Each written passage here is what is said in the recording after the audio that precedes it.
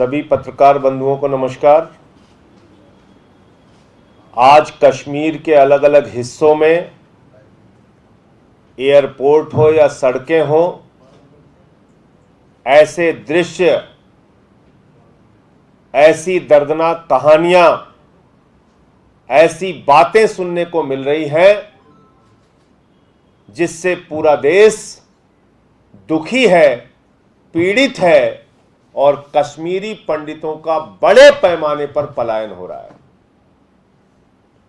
अपने ही देश में कश्मीरी पंडित विदेशी हो गए, अपने ही देश में कश्मीरी पंडित बेगाने हो गए, अपने ही देश में एक हिस्से में कश्मीर के अंदर कश्मीरी पंडितों की आतंकवादियों के द्वारा नृशंस हत्या की जा रही है। सरकार उनको सुरक्षा देने में सक्षम नहीं है, उनको उन्हीं की कॉलोनियों में कैद कर दिया गया है, जेल बना के कैद कर कर उनको उनके घरों में, उनकी कॉलोनियों में रखा गया है। उनको प्रदर्शन करने पे, आंदोलन करने पे, आवाज उठाने पे, अपनी सुरक्षा की बात करने पे लाठियों से पीटा जा रहा है, आंसू गैस के गोले छोड़े जा रहे हैं। मैं पूछना चाहता हूं मोदी जी की सरकार से, केंद्र सरकार से, मैं पूछना चाहता हूं गृह मंत्री अमित शाह जी से, क्या गुनाह है उनका? आज आपकी सरकार केंद्र में है, कश्मीरी पंडितों की सुरक्षा करने के बजाय, उस पर चिंता करने के बजाय आपकी सारी चिंता विपक्ष के नेताओं को कैसे फंसाया जाएगा इस काम में लगी हुई है। उनको आपके इन बैठकों की नौटंकी नहीं चाहिए, बैठकों के बाद आपके लंबे चौड़े भाषण नहीं चाहिए। कश्मीरी पंडितों को सुरक्षा चाहिए। अमित शाह जी, सुरक्षा। आप बैठकों का ड्रामा करके, बड़ी बड़ी बातें करके देश को एक नहीं अनेक बार गुमराह कर चुके।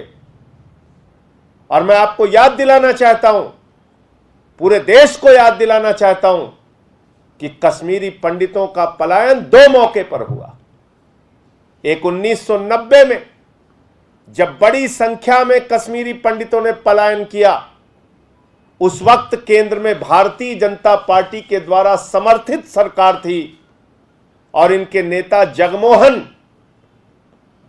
जिनको बाद में मोदी जी ने पद्मश्री से सम्मानित किया, वो जगमोहन वहां के राज्यपाल थे कश्मीर के, और उस समय कश्मीरी पंडितों का पलायन हुआ था। दूसरा, इस देश को शर्मसार करने वाला दृश्य आज देखने को मिल रहा है। इस देश को पीड़ा देने वाला दृश्य आज देखने को मिल रहा है। इस देश के लोगों को दुखी करने वाला दृश्य आज देखने को मिल रहा है, जब कश्मीरी पंडित अपने छोटे छोटे बच्चों के साथ, अपने बूढ़े मां बाप के साथ, अपनी पत्नी के साथ कश्मीर छोड़कर पलायन कर रहे हैं, क्योंकि उनको खतरा है, किसी भी समय उनको मार दिया जाएगा, किसी भी समय उनकी हत्या हो सकती है। और मोदी जी की सरकार और देश के गृह मंत्री अमित शाह पूरी तरीके से उनको सुरक्षा देने में विफल है। फेल हो चुकी है सरकार। पूरे देश के सामने इसका चेहरा बेनकाब हुआ है। बड़े बड़े दावे करते थे, आतंकवाद रोक देंगे, बड़े बड़े दावे करते थे, कश्मीर में तो इंडस्ट्रीज लग जाएंगी, कश्मीर में रोजगार बढ़ जाएगा, कश्मीर में जमीनें खरीदेंगे लोग, कश्मीर में जाके कश्मीरी पंडितों को बसाया जाएगा। अरे कश्मीरी पंडितों को बसाना तो दूर की बात, बचे थे। तुम्हारी सरकार में उनको भी वहां से पलायन करना पड़ रहा है, उनकी हत्याएं हो रही हैं। सोचिए और जवाब दीजिए। 7 दरवाजे के पीछे मत छुपिए मोदी जी, इन सवालों से भागिए मत अमित शाह जी, और बैठकों का ड्रामा और नौटंकी करके बड़ी बड़ी बातें करना बंद कीजिए। कश्मीरी पंडितों को सुरक्षा दीजिए, उनको सुरक्षा चाहिए। उनको आपके लंबे चौड़े भाषणों से मतलब नहीं। आप वो लोग हैं जो कश्मीर फाइल्स फिल्म बना के पूरे देश में कई महीनों तक रोना धोना और चर्चा चलाना, उनके दर्द को बेचने का काम, उनके दर्द पे राजनीति करने का काम आपने किया। लेकिन जब आज वाकई उनके ऊपर मुसीबत आ गई, उनकी हत्याएं हो रही हैं, तो आप लोग 7 दरवाजे के पीछे छिपे हुए हैं। अब चिंता नहीं है कश्मीरी पंडितों की, अब चिंता नहीं है उनके सुरक्षा की। तो इसलिए मैं आप लोगों के माध्यम से इस सरकार को चेताना और बताना चाहता हूं कि जल्द ही सख्त से सख्त कदम उठाइए और जिन लोगों ने कश्मीरी पंडितों की हत्या की है, उन आतंकवादियों का सफाया कीजिए, उन आतंकवादियों के खिलाफ कार्रवाई कीजिए। वो कार्रवाई चाहते हैं, आपकी बैठक और आपकी नौटंकी नहीं चाहते। लेकिन भरोसा क्यों नहीं हो रहा है सरकार के ऊपर? अमित शाह जी की बातों पर कश्मीरी पंडितों को भरोसा और यकीन क्यों नहीं है? और क्यों उनको पलायन करना पड़ रहा है? मैंने याद तो दिलाया आपको, 2 बार पलायन का दृश्य इस देश के लोगों ने देखा। एक 1990 में जब भारतीय जनता पार्टी द्वारा समर्थित केंद्र में सरकार थी, और दूसरा 2022 में जब मोदी जी की 56 इंच के सीने वाली सरकार देश में है। दोनों वक्त बीजेपी फिल्म के नाम पे राजनीति करते हैं, बैठकों का ड्रामा करते हैं, बड़ी बड़ी बातें करते हैं, बड़े बड़े दावे करते हैं। उन आतंकवादियों के खिलाफ कार्रवाई क्या की आपने? हम लोग तो जो देख रहे हैं वो तो यही देख पा रहे हैं कि जो कश्मीरी पंडित विरोध के लिए आवाज भी उठाते हैं, उनको आप लाठियों से पिटवा रहे हैं, आंसू गैस के गोले छोड़ रहे हैं उनके ऊपर, उनको उनकी कॉलोनियों में, उनके घरों में बंदी बना दिया गया है, कैदियों की तरह रखा गया है। तो विश्वास नहीं है इस सरकार के ऊपर कश्मीरी पंडितों को, इसके कारण वो लोग वहां से पलायन कर रहे हैं।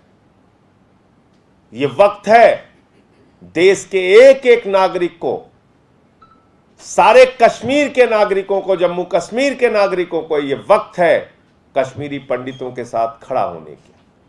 ये वक्त है कश्मीरियों पे जो जुल्म हो रहा है, जो अमरीन भट्ट की भी हत्या हुई,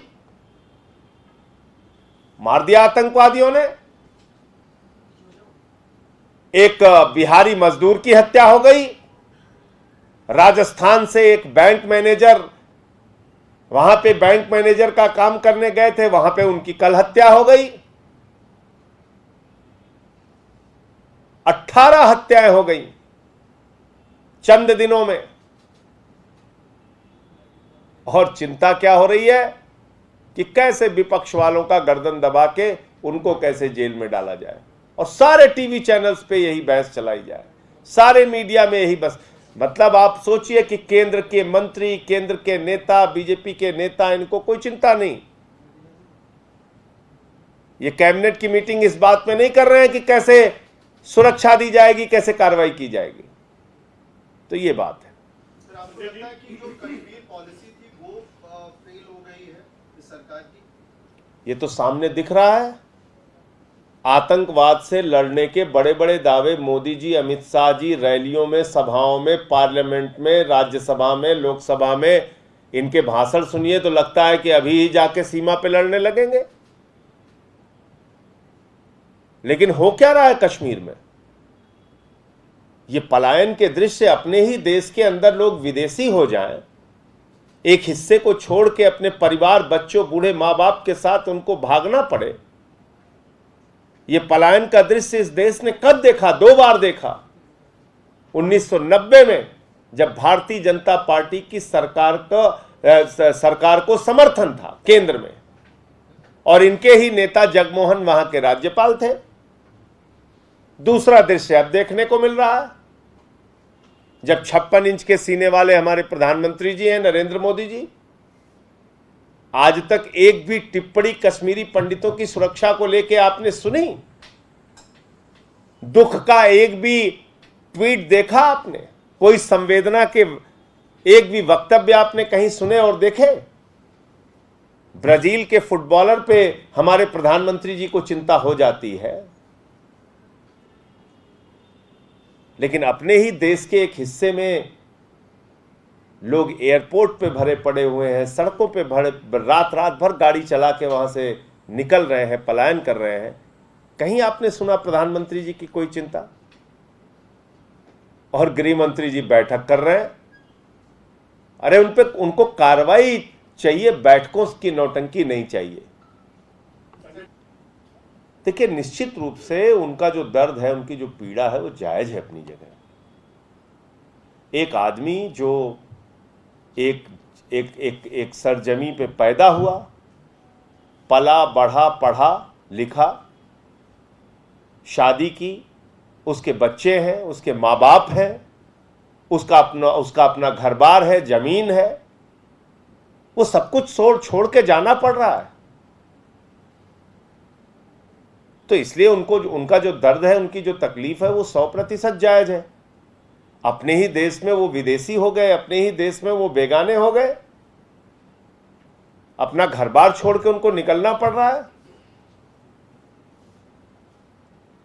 और गृह मंत्री जी अमित शाह जी फिल्म देखते हैं या दूसरों को फंसाने में व्यस्त रहते हैं, या कोई उनकी चिंता का विषय और है, वो तो वही स्पष्ट कर सकते हैं। जो देश देख रहा है वो तो ये देख रहा है कि उनसे कश्मीरी पंडितों की सुरक्षा नहीं हो पा रही है। देखिए, पहली बात तो ये कि नया कश्मीर तो नहीं बना, 1990 वाला पुराना कश्मीर बन गया। नया कश्मीर नहीं बना। वो कश्मीर जिसमें दावे किए जा रहे थे कि लोग जाकर पूरे हिंदुस्तान से जमीनें खरीदेंगे, वो कश्मीर की जिसमें दावे किए जा रहे थे कि बड़ी बड़ी इंडस्ट्रीज लगेंगी, रोजगार मिलेगा, वो कश्मीर की जिसमें दावे किए जा रहे थे कि इंफ्रास्ट्रक्चर के तमाम काम वहां पर होंगे, तरक्की और विकास के रास्ते पे कश्मीर आगे बढ़ेगा, वो कश्मीर तो नहीं बना। 1990 के दशक वाला कश्मीर बन गया, जिस वक्त कश्मीरी पंडितों ने रातों रात पलायन किया था। आज फिर 2020 में मोदी जी की सरकार में पलायन करना पड़ रहा है कश्मीरी पंडितों को। तो ये पुराना कश्मीर बन गया, नया कश्मीर नहीं बना।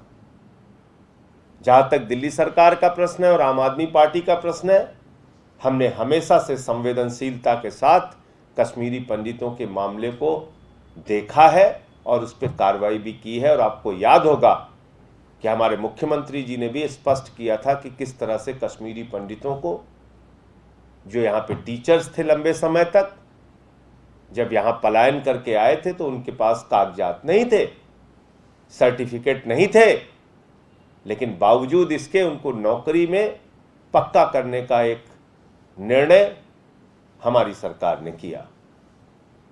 उस पक्का करने का भी विरोध सुप्रीम कोर्ट में भारतीय जनता पार्टी ने अपनी लीगल सेल की हेड, लीगल सेल के वकील को खड़ा करके किया।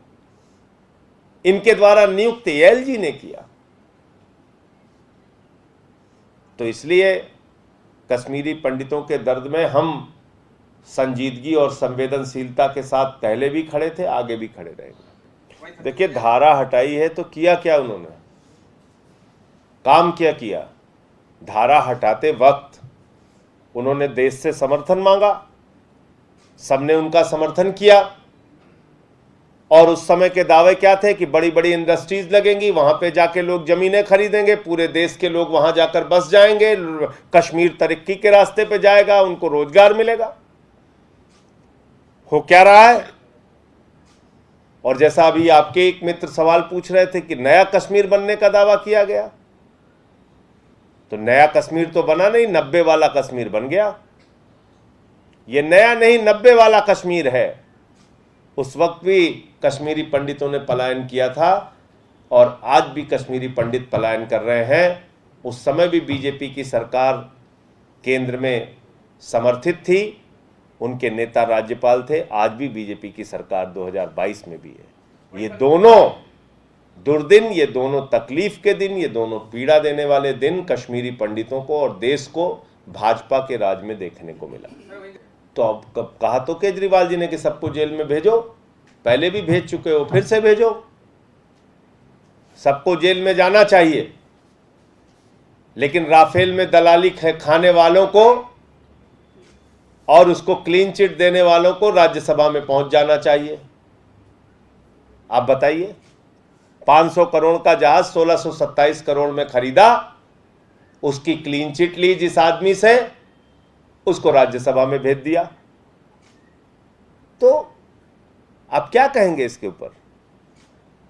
सबको जेल में तो जाना चाहिए, लेकिन उनको याद नहीं है गौतम गंभीर जी को, वो उस पार्टी के नेता हैं जिनका राष्ट्रीय अध्यक्ष कैमरे पर रिश्वत लेते हुए पकड़ा गया। वो उस पार्टी के नेता हैं जिस पार्टी की सरकार पर शहीदों के ताबूत में घोटाला करने का आरोप है। वो उस पार्टी के नेता हैं जिसमें व्यापम घोटाला हुआ, कई लोगों की मौत हो गई उस घोटाले के कारण। वो उस पार्टी के नेता हैं जहां पे जल जीवन मिशन का घोटाला उत्तर प्रदेश में हजारों करोड़ का हुआ, ऑक्सीमीटर, थर्मोमीटर, वेंटिलेटर का घोटाला हुआ, और तो और प्रभु श्री राम के मंदिर में चंदा चोरी कर ली इन लोगों ने। तो अब ये चंदा चोर पार्टी दूसरों को सिखाएगी, नैतिकता का पाठ बताएगी, तो इनकी बातें कौन सुनेगा और कौन मानेगा? जेल भेजना है, वो उनका उद्देश्य है, वो सबको भेज सकते हैं। मनीष सिसोदिया जी का पत्र हमने दिखाया कि उनके मामले में क्या हुआ। एक एप्लीकेशन, एक शिकायत उनको 3 साल पहले मिली, 2019 में। 3 साल तक एसीबी उस पर सोती रही। जब सत्येंद्र जैन जी की गिरफ्तारी हो गई तो मोदी जी ने कहा, जागो जागो जागो, नींद से जागो, अब मनीष सिसोदिया को पकड़ना है, उठो। 3 साल के बाद उस एप्लीकेशन पे एसीबी का इंस्पेक्टर कह रहा है, आपके पास कोई साक्ष्य हो तो लेकर आओ। आप मुझे बताइए, आप सारे मित्र पत्रकार हैं, अगर किसी थाने में दरखास्त देते हैं 24 घंटे, 48 घंटे, 1 हफ्ते, 1 महीने, कुछ तो निपटारा होना चाहिए। तुम्हें शिकायत मिली 2019 में, 22 में तुम्हें याद आ रहा है कि अरे इसको फॉरवर्ड करना है, इसमें साक्ष्य लेना है 3 साल के बाद।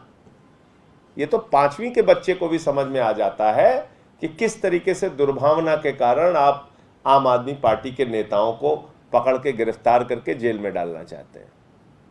तो शिक्षा और स्वास्थ्य के मॉडल से परेशान है भारतीय जनता पार्टी के लोग। मैं दिखा तो रहा हूं आपको कि एक यहां पे एमसीडी का विद्यालय बना है, जहां पे 15 साल इन लोगों का राज है। अब वो विद्यालय देखिए, आपको ये विद्यालय के बाहर बोर्ड लगा हुआ है, भवन के छज्जे क्षतिग्रस्त हैं, कृपया दूरी बनाए रखें। यह है एमसीडी का स्कूल। भवन के छज्जे क्षतिग्रस्त हैं, कृपया दूरी बनाए रखें, और इसी स्कूल में बच्चे पढ़ते हैं। आप देखिए, इसी स्कूल के अंदर बच्चे पढ़ते हैं। ये है, ये इनके टॉयलेट्स की दशा देखिए। ये इस तरह के स्कूल एमसीडी के हैं जहां 15 साल से भारतीय जनता पार्टी का राज। तो खुद कुछ काम करना नहीं है, दूसरे को काम करने नहीं देंगे, खुद बच्चों को सरकारी स्कूल में नमक रोटी खिलाएंगे, और जो बच्चों की पढ़ाई के लिए एयर कंडीशन कमरे बनवा रहा है सरकारी स्कूल में, स्विमिंग पूल का निर्माण करा रहे हैं, जो एथलीट के ग्राउंड बना रहे हैं, जो शिक्षा के क्षेत्र में ऐसी क्रांति ला रहे हैं कि दुनिया के तमाम देशों के सम्मेलन में भारत से शिक्षा मंत्री मनीष सिसोदिया जी को बुलाया जाता है। अमेरिका के राष्ट्रपति की पत्नी हिंदुस्तान आती हैं तो कहती हैं कि केजरीवाल जी का और मनीष सिसोदिया के द्वारा बनाया गया स्कूल हमें देखना है। उसको भाजपा कह रहे हैं तो भ्रष्टाचारी है, ये तो गलत कर दिया, ये तो घपला कर दिया। जाके देखिए बाबा जी का स्कूल यूपी में, हम लोग गए थे, हमें जाने नहीं दिया। गोबर पाथा जाता है, गोबर। जो सरकारी स्कूल, कभी आप चलिए, हम दिखाएंगे आपको। तो इसलिए इनकी बातों का क्या कहा जाए, बस इतना ही कहा जा सकता है कि बंदर के हाथ में अस्तूरा है, चाहे जिस तरफ चलाए, कुछ कहा नहीं जा सकता। बीजेपी के साथ साथ कांग्रेस भी पीछे नहीं है, पुलिस के पास पहुंचे हैं, कह रहे शराब की नगरी बना दिया दिल्ली। देखो, कांग्रेसियों पे मुझे दया आती है। उनका तो पूरा समय आपस में झगड़ा करने में जा रहा है। कोई कुछ बोलता है, कोई कुछ। G23 बना के लड़ रहे हैं आपस में वो लोग। तो कांग्रेस पार्टी एक कंफ्यूज्ड पार्टी है। और कांग्रेसियों की हालत यह है कि जब उनकी नेता सोनिया गांधी और राहुल गांधी पे कार्रवाई होती है तब तो ईडी का दुरुपयोग हो जाता है, और सत्येंद्र जैन पे कार्रवाई होती है तो ईडी का सदुपयोग हो जाता है। तो कांग्रेसियों के बारे में क्या बोलें। जिन लोगों ने भ्रष्टाचार के कीर्तिमान बनाए इस देश के अंदर, 2G घोटाला, कोयला घोटाला, कौन कौन सा घोटाला, कॉमनवेल्थ गेम्स घोटाला, क्या क्या घोटाला किया इन लोगों ने, इनकी क्या बात की जाए। देखिए, मैं सबसे पहले तो सिद्धू मूसावाला जी के प्रति अपनी श्रद्धांजलि अर्पित करता हूं, और बार बार इस बात को कह रहा हूं कि ये एक बहुत बड़ी घटना है, पीड़ादायक घटना है। उनके परिवार के साथ सबको खड़ा होना चाहिए। लेकिन साथ ही साथ आपको ये भी याद दिलाना चाहता हूं कि आप निकालिए सुखबीर बादल जी का बयान, आप निकालिए कैप्टन अमरिंदर सिंह का बयान, आप निकालिए सुनील जाखड़, और मैं नाम लेके कह रहा हूं, नाम लेकर कह रहा हूं, आप निकालिए सुनील जाखड़ जी का बयान, आप निकालिए तरुण चुग जी का बयान जो बीजेपी के नेता हैं, आप निकालिए बग्गा का बयान जो बीजेपी का नेता है। इन सब के बयान आप देख लीजिए। सिद्धू मूसावाला के बारे में किस प्रकार की भाषा और किस प्रकार की लैंग्वेज, किस प्रकार की टिप्पणी ये लोग करते थे और इस्तेमाल करते थे किस भाषा का, इसको कृपा करके आप लोग जरूर देखिए, और हो सके तो अपने टीवी चैनल पे चलाइए। और उसके बाद ये पूछिए इनसे सवाल कि क्या इनको ऐसे मौके पर घड़ियाली आंसू बहाने का अधिकार है। जब सिद्धू मूसावाले जी जिंदा थे उस वक्त सुखबीर बादल ने क्या टिप्पणी की थी उनके ऊपर, कैप्टन अमरिंदर सिंह ने क्या टिप्पणी की थी उनके ऊपर, ये बग्गा जो बीजेपी का नेता है इसने क्या टिप्पणी की थी, बीजेपी के नेता तरुण चुग जी हैं, क्या क्या टिप्पणी की थी, सुनील जाखड़ जी उस वक्त कांग्रेस में थे, बावजूद इसके उन्होंने टिप्पणी की थी, और अब तो वो बीजेपी में है। तो ये दोहरा चरित्र इन लोगों का सिर्फ राजनीति करने के लिए भगवंत मान जी संजीदगी और संवेदनशीलता के साथ इस मामले में कार्रवाई कर रहे हैं, और मैं आपको बता रहा हूं कि कोई भी इसमें बख्शा नहीं जाएगा। कई लोगों की गिरफ्तारियां भी हुई हैं, और जो लोग इसके लिए जिम्मेदार हैं उनको ऐसी सजा मिलेगी जो दूसरों के लिए नजीर बनेगी। मैं सिर्फ इतना ही कह सकता हूं। आज स्वयं मुख्यमंत्री गए थे, परिवार से मिलके आए हैं, कल हमारे कई मंत्रीगण गए थे, उसके पहले हमारे विधायक गए थे वहां पे। तो सरकार को कार्रवाई करने दीजिए। घटना बहुत बड़ी है, दुखद है, पीड़ादायक है, लेकिन कांग्रेस हो, अकाली दल हो, भारतीय जनता पार्टी हो, जब तक सिद्धू मूसेवाला जी जीवित थे उनके बारे में मैं ऐसी टिप्पणियां की जो मैं आपके प्रेस कॉन्फ्रेंस में बोल भी नहीं सकता, और आज आंसू बहा रहे हैं, प्रदर्शन कर रहे हैं। यह बड़ी अजीब बात है। तो ये केंद्र सरकार से पूछिए। पहली चीज, अभी आपने पिछले दिनों देखा होगा, यहां पाकिस्तान से आए हिंदुओं को वापस जाना पड़ा, तो आपने सिटीजनशिप क्यों नहीं दी उनको, नागरिकता क्यों नहीं दी आपने। आपको नागरिकता देनी चाहिए। जब आप ये मानते हैं कि उत्पीड़न से वो हिंदुस्तान आए और उनको फिर वापस जाना पड़ा क्योंकि आपने नागरिकता नहीं दी, तो ये सवाल है जो बनता है सरकार से। देखिए, नाक नगरी रखें कि कान नगरी रखें उससे हमें नहीं मतलब है, गोड़ नगरी रखें कि हाथ नगरी रखें, जो मन में आए रखें। हाथ जोड़ के भाजपाइयों से निवेदन है, 45 वर्षों में बेरोजगारी सबसे ज़्यादा बढ़ गई भैया, उसको दूर करो।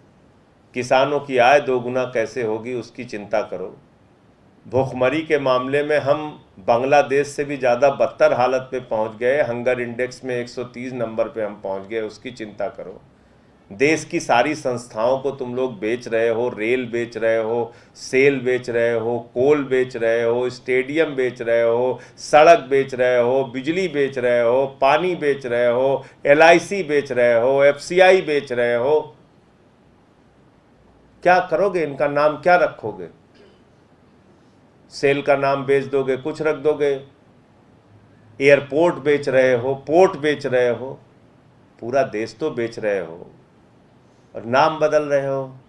नाक नगरी, कान नगरी, गोड़ नगरी, हाथ नगरी, मूड नगरी, पैर नगरी, अच्छा नाथ, अच्छा नहीं, मैंने सोचा नाक नगरी आपने कहा। तो बहरहाल मेरी चिंता सिर्फ यही है कि इस देश में बेरोजगारी कैसे दूर होगी, इस देश में कैसे, और फिर नाथ नगरी तो पूरा हिंदुस्तान है भाई, इसमें काहे के लिए चिंता कर रहे हैं गंगवार साहब।